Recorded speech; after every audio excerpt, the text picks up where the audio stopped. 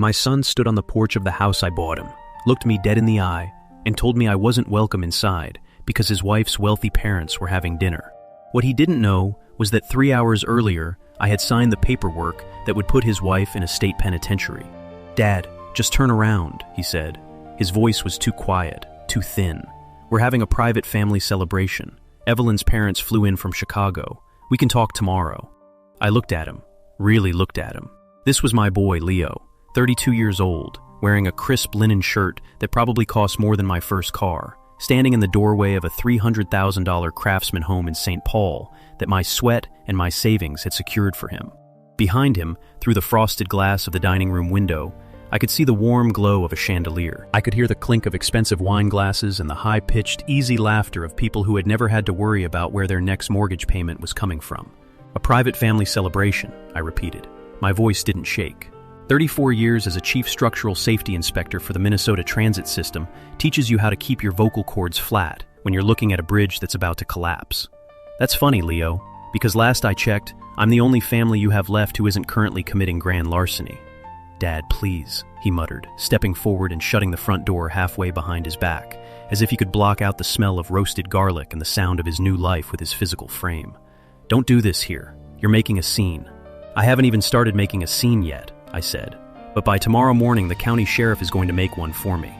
My name is Arthur Vance. I'm 65 years old, and for more than 3 decades, my job was to find the tiny, invisible cracks in steel girders and concrete pillars before they caused a catastrophe.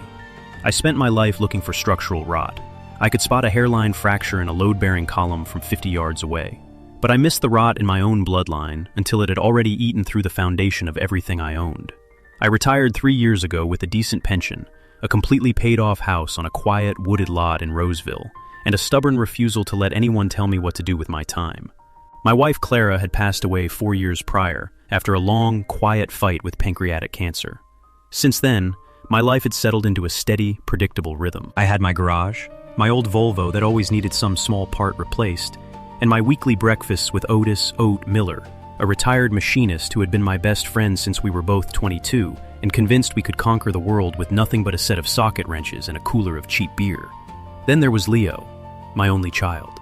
Leo had always been a sensitive kid, the kind who wanted to please everyone and hated the sound of raised voices. When he met Evelyn, I thought she was exactly what he needed.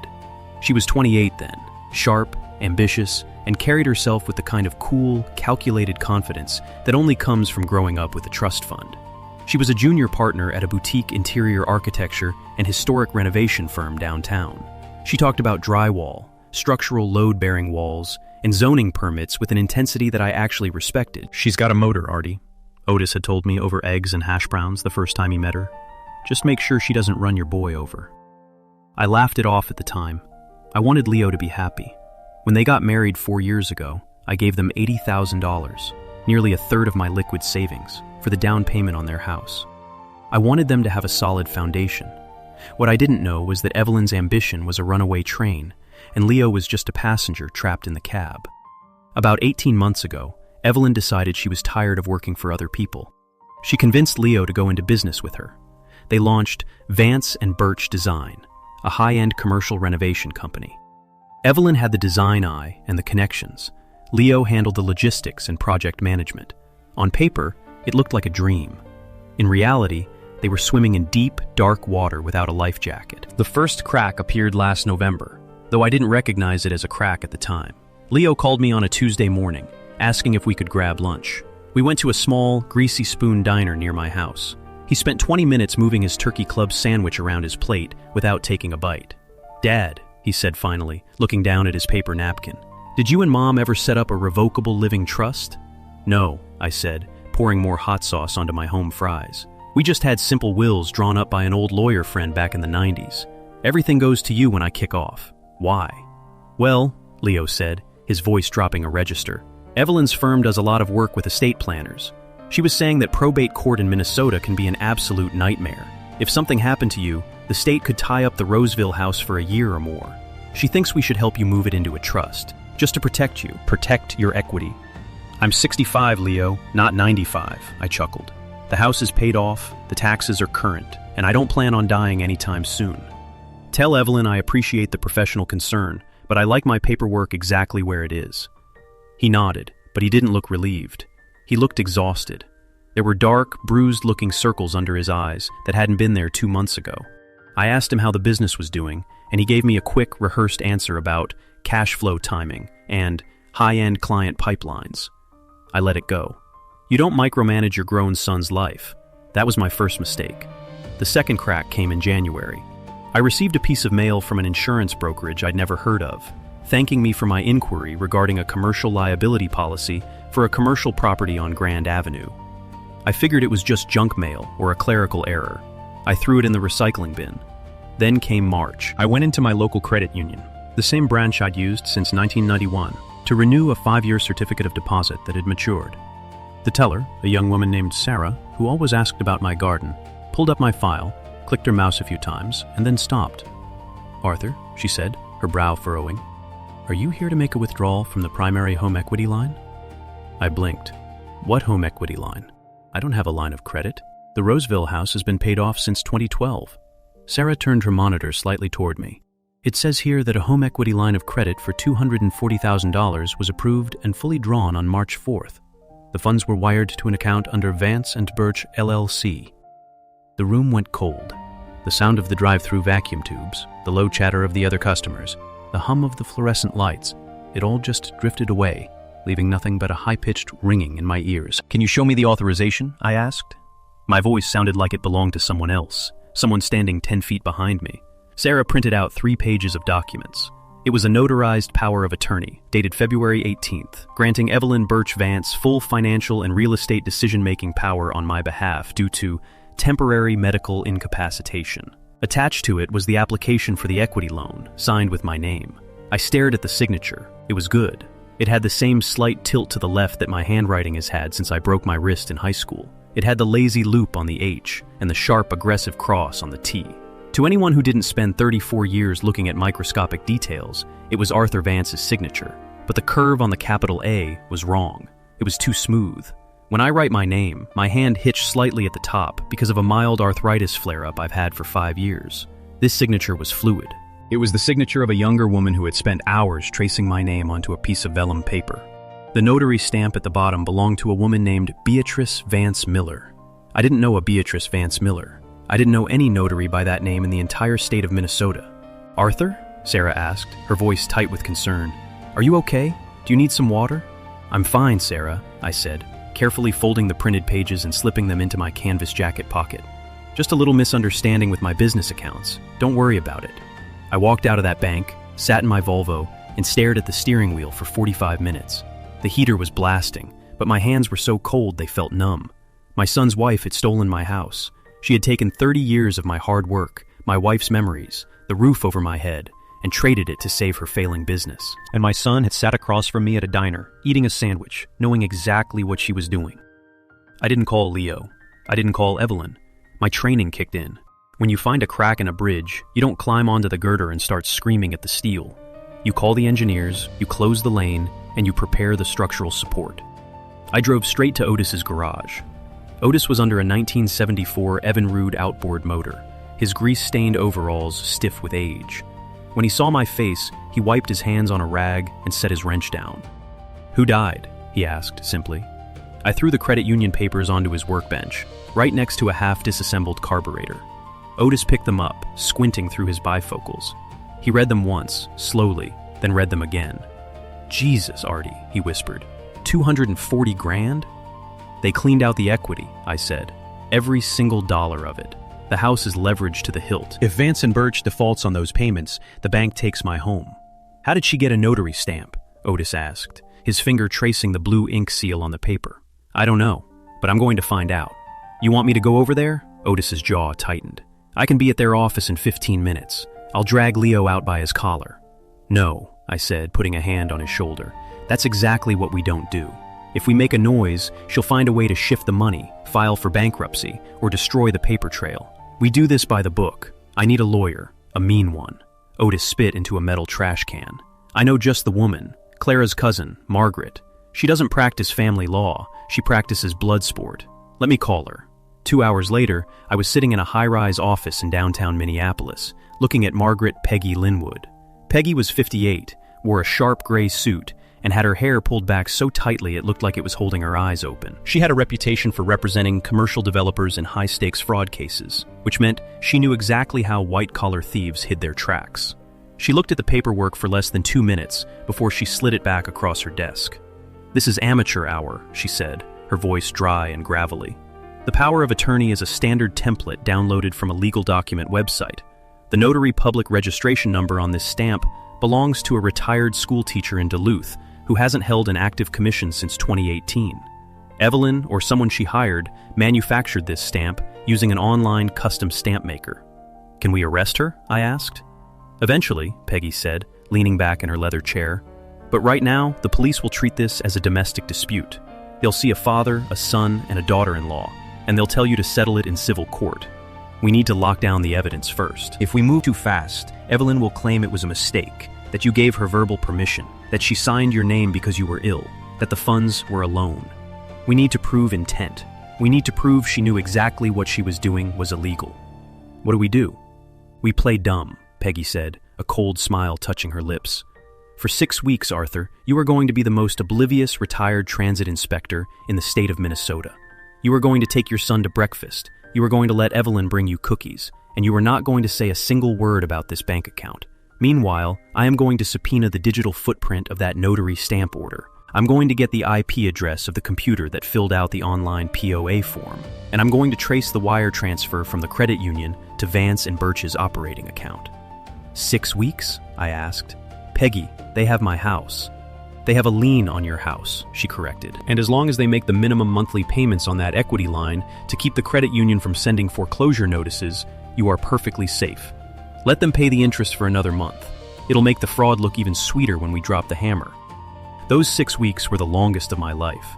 I had to sit at Sunday dinners at their place, watching Evelyn pour me sweet tea and ask about my tomatoes. She was so damn polite. She'd bought a new designer handbag, a sleek black leather thing with a gold clasp that she kept casually draped over the back of her chair. Every time I looked at that bag, I saw $2,000 of my home's equity sitting there, holding her car keys. And Leo, God, Leo, he couldn't look me in the eye. Whenever I asked him how his projects were going, he'd find an excuse to go check on the grill or help Evelyn in the kitchen. He was shrinking before my eyes, losing weight, his shoulders curving inward, as if he were trying to fold himself up and disappear. I wanted to shake him. I wanted to grab him by the shoulders and demand to know how he could let this woman slide a noose around his father's neck. But I promised Peggy I'd be boring. So, I talked about the weather. I talked about the local transit authority's new light rail expansion. I played the part of the slow, aging father who didn't notice the world moving around him. The only person I could talk to was Otis. We'd sit in his garage until midnight, drinking lukewarm coffee, listening to the radio, and waiting. "It's like waiting for a concrete pour to cure," Otis said one night, tossing a rusted nut into a bucket. "You can't walk on it till it's solid, Artie. If you step out too early, you just leave footprints and ruin the whole damn job." "The foundation is cracked, Odie," I said, staring at the dark rafters of his garage. "Even if we fix the money, how do I look at my son again? How do I forget that he stood by and watched his wife rob me?" Otis didn't have an answer for that. Nobody did. On the 5th week, Peggy called me into her office. She had 3 heavy blue folders on her desk. "We have them," she said, and for the first time, I heard a genuine note of satisfaction in her voice. The digital notary stamp was ordered from a website based in Ohio. The credit card used to pay for the order was a business card registered to Vance and Birch LLC. The IP address used to place the order traces directly to Evelyn's office computer. Furthermore, we obtained the security logs from the digital document platform where the POA template was drafted. The account was registered under Evelyn's personal email address, and the document metadata shows it was created, edited, and downloaded during her office hours. She slid a document toward me. And here is the best part. I managed to get a copy of Vance and Birch's bank records through a commercial litigation disclosure from one of their unpaid subcontractors. On March 5th, the day after the $240,000 was wired from your credit union, Evelyn transferred $180,000 of it into a personal offshore investment account in the Cayman Islands. The rest went to pay off 3 months of back rent on their Grand Avenue office and a high-interest bridge loan they'd taken out from a hard money lender. She didn't even use the money to save the business, I said, the realization hitting me like a physical blow. She was planning to run. She was preparing a soft landing for herself, Peggy said, and she was going to leave your son holding the bag for the Vance and Birch debt, and you holding the bag for the foreclosed house. What's the next step?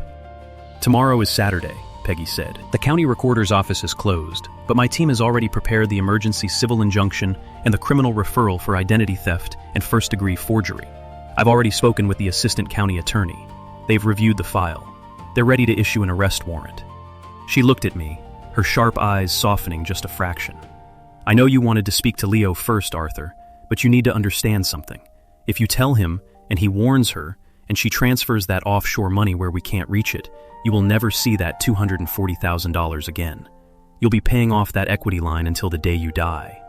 I'm going to their house tomorrow night, I said. They're hosting a dinner party.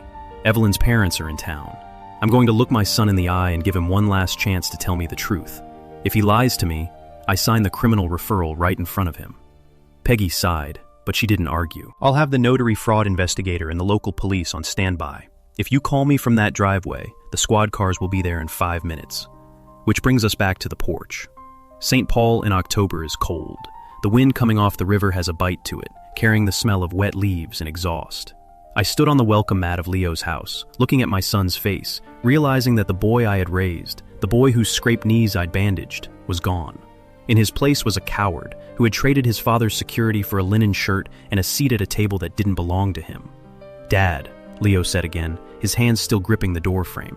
"Please, Evelyn's mom is very particular about dinner times. Just go home. I'll come over tomorrow after church, I promise." "Where did you get the money for this house, Leo?" I asked. He flinched. "What?"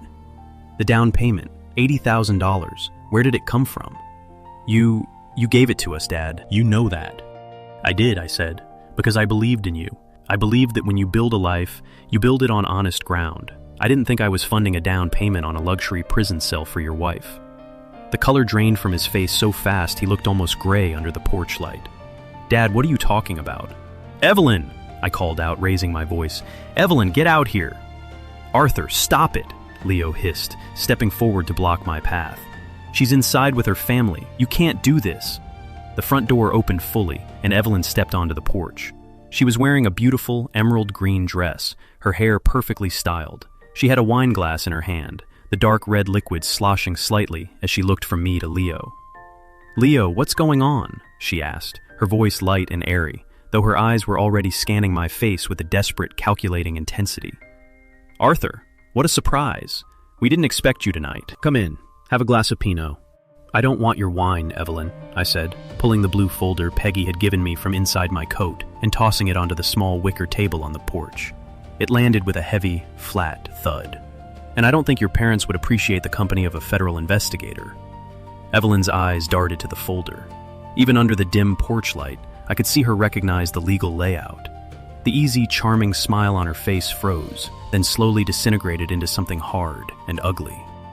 "What is this?" she asked, her voice dropping the polite social tone. "It's your paper trail," I said. "It's the order receipt for the fake notary stamp you bought with your company credit card. It's the digital footprint of the power of attorney you forged with my name. It's the wire transfer records showing my home equity money sitting in a bank in Georgetown. It's everything the police need to put you away for 10 years. Leo looked from the folder to his wife, his mouth opening and closing like a fish out of water. "Evelyn, what is he talking about? You said the loan was a bridge loan from a private investor. You said it was all cleared." I looked at Leo. The pain in my chest was so sharp I could barely breathe, but my voice remained steady. "She lied to you, Leo. Or maybe you wanted to be lied to because it was easier than admitting your business was dead. She forged my signature. She put a $240,000 mortgage on my house. My house, Leo. The one your mother died in." "Dad," Leo whispered, his voice cracking. He turned to Evelyn, his eyes wide with a sudden, terrifying realization. "Evelyn, tell him he's wrong. Tell him it's a mistake." Evelyn didn't look at Leo. She didn't look at him at all. She kept her eyes locked on mine, her jaw set, her nostrils flaring. The polite, high society designer was gone. In her place was the predator who had seen an old man's peace of mind as nothing more than an untapped resource. "You don't understand how business works, Arthur," she said, her voice cold and flat. "In the real world, you have to move assets to keep things afloat. We were going to pay it back. The business was just in a cash crunch. Once the Grand Avenue project cleared, the equity line would have been paid off in full. You never would have even known." "And if the project didn't clear?" I asked. "What then, Evelyn?" You take your offshore money and leave for Chicago, and I get a foreclosure notice in the mail? I get thrown out onto the street at 65? I was protecting this family, she snapped, her voice rising, losing its composure. I was protecting Leo's future. You were just sitting on that equity, doing nothing with it. What good is a paid-off house when your son's business is going bankrupt? It's my house, I roared, the anger finally bursting through the flat, controlled exterior I'd kept for 6 weeks. The force of my voice made both of them step back. I worked 34 years in the freezing mud and the summer heat to pay for that dirt. My wife spent her last days in that living room. You don't get to touch it. You don't get to decide what my life's work is worth. The front door opened again, and Evelyn's father, a tall, silver-haired man in a tailored blazer, stepped onto the porch. He had a gold watch on his wrist and a look of profound annoyance on his face. "Evelyn, what is the meaning of this racket?" he demanded. "We can hear you from the dining room." Evelyn didn't answer him. She just kept staring at me, her chest rising and falling in rapid, shallow breaths. I reached into my pocket, pulled out my phone, and pressed the speed dial for Peggy Linwood. "Arthur, wait," Leo pleaded, reaching for my arm. "Please, don't. We can fix this. We can sell the office equipment. We can take out a personal loan. We can—" "It's over, Leo," I said, stepping back so his hand fell away. "You chose your side when you let her sign those papers. You stood on this porch tonight and tried to keep me out of your house to protect her. You're her accomplice, whether you want to admit it or not." "No, Dad, I didn't know," he cried, tears finally spilling over his eyelids. "I swear to God, I didn't know she forged your name. She told me you signed it. She told me you agreed to help us." "You should have asked me," I said. "You should have come to my kitchen, sat down, and asked your father. But you didn't, because you knew what the answer would be, and you were too cowardly to face it." The phone picked up. Peggy's voice came through the speaker. "Arthur, are you okay?" "Send them, Peggy," I said, keeping my eyes fixed on Evelyn's pale, furious face. "They're both here. The dinner party is over." "Arthur, please," Leo sobbed, dropping to his knees on the porch. "Please don't do this to me." I didn't answer him. I turned my back, walked down the wooden steps of the porch, and made my way down the concrete path I had helped him pour 3 summers ago. Behind me, I could hear Evelyn's father shouting, demanding to know what was happening, and Evelyn's sharp, panicked voice trying to explain. I sat in my Volvo, started the engine, and turned the heater on. My hands were shaking now. The adrenaline was fading, leaving nothing but a vast, hollow ache in the center of my chest. 5 minutes later, 2 St. Paul police cruisers pulled into the driveway, their red and blue lights painting the dark neighborhood in silent, pulsing colors. I watched through my rearview mirror as 2 officers walked up the steps. I watched as they led Evelyn out in handcuffs, her green dress rustling in the autumn wind, her head held high, as if she were still superior to everyone around her. Leo followed them down the steps, his face buried in his hands, his shoulders shaking violently. He didn't look at my car as the police cruisers backed out of the driveway and disappeared down the street. The legal machinery of the state of Minnesota doesn't care about family dinners or broken hearts. It is a slow, heavy, indifferent system that moves on paper and ink. Because the forgery involved a primary residence and a financial instrument worth over $200,000, it was prosecuted as a first-degree felony. Evelyn's high-priced lawyers tried to argue that it was a civil partnership dispute, but Peggy's paper trail was too clean. The digital evidence was absolute. Evelyn took a plea deal in August. She pleaded guilty to 1 count of identity theft and 1 count of aggravated forgery. She was sentenced to 4 years in the Minnesota Correctional Facility in Shakopee, with 2 years of supervised probation to follow. Her professional license was permanently revoked, and her name was dragged through every local business journal from Duluth to Rochester.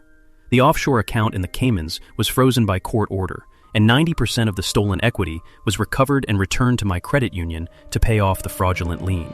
The remaining $24,000, the money Evelyn had used to pay her business rent and her designer handbags, was ordered as personal restitution. I'll probably never see a dime of that back, but I don't care. The house in Roseville is mine again. The deed is clean. Vance and Birch Design went into involuntary bankruptcy 3 weeks after Evelyn's arrest. The Grand Avenue office was cleaned out by the landlord. The expensive Italian office chairs and mahogany desks sold at a public auction for pennies on the dollar. Leo didn't go to jail. Peggy managed to convince the prosecutor that Leo was a victim of his wife's manipulation, rather than an active co-conspirator. But the cost to him was absolute anyway.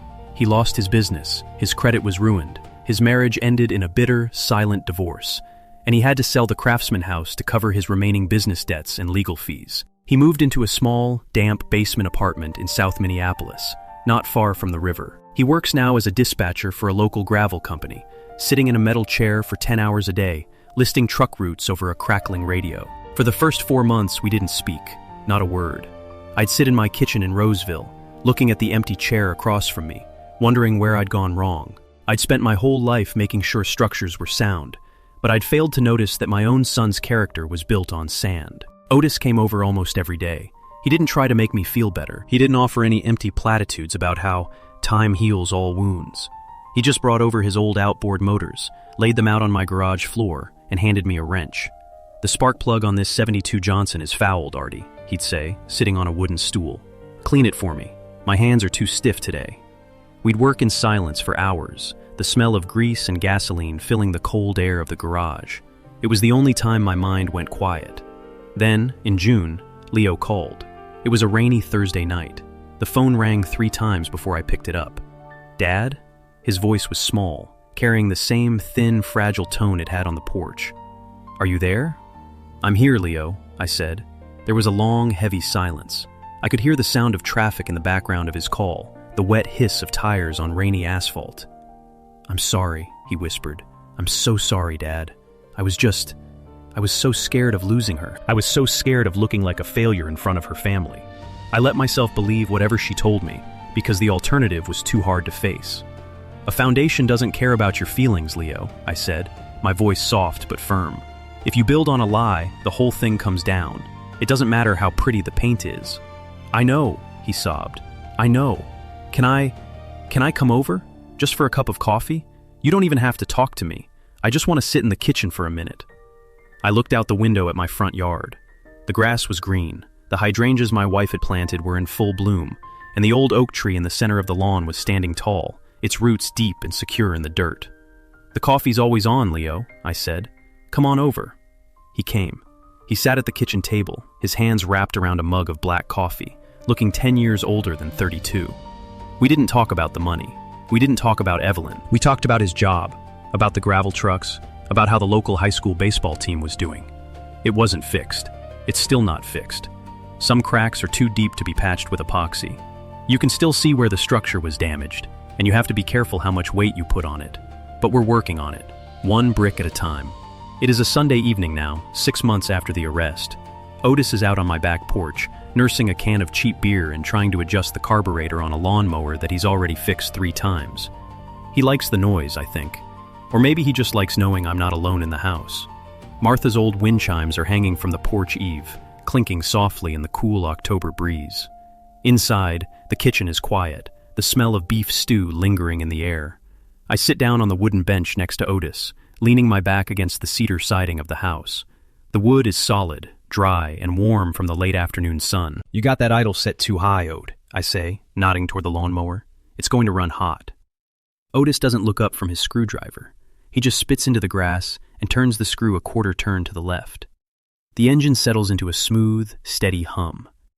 "I know what I'm doing, Vance," he grunts. "I've been fixing these things since before you had gray hair." "You've been fixing them wrong since before I had gray hair," I counter. He lets out a dry, rattling laugh, and for a moment, the weight in my chest feels just a little bit lighter. The house is still standing, the foundation held, and as long as the wood is dry and the structure is sound, we'll make it through the winter.